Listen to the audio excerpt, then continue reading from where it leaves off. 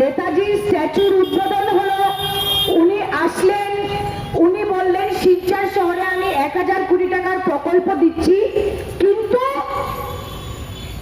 আমরা এটা দেখতে পেরেছি যে চাকরি বরাকের ছেলে মেয়েদের নেই, চাকরি বরাকের ছেলে মেয়েদের নেই, আমাদের বরাকে কোনো ইন্ডাস্ট্রি নেই, বরাকের ছেলে মেয়েদের 3rd গ্রেড আর 4th গ্রেড মানে পিয়নের চাকরিও ভারতীয় জনতা পার্টি দিতে পারেনি।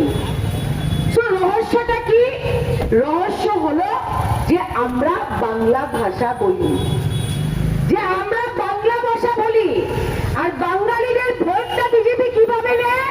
বাঙালিদের রক্ততে ঢুকিয়ে দিয়েছে, মাথাতে ঢুকিয়ে দিয়েছে যে তোমরা হিন্দু, হিন্দু হিন্দু করে ভোট দিচ্ছে, আর বাঙালি বাঙালি করে আমাদের অধিকার আস্তে আস্তে আসাম রাজ্যতে কমে আসছে।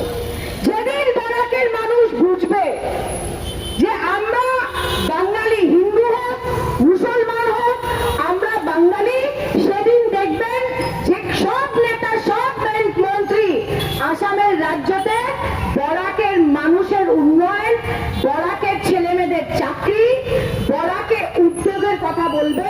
নালে এইভাবেই ধর্মের নামে ভোট বিভাজন হয়ে হয়ে বরাক উপত্যকা শেষ পাবে। আজকে আমি এই সভা থেকে বললাম।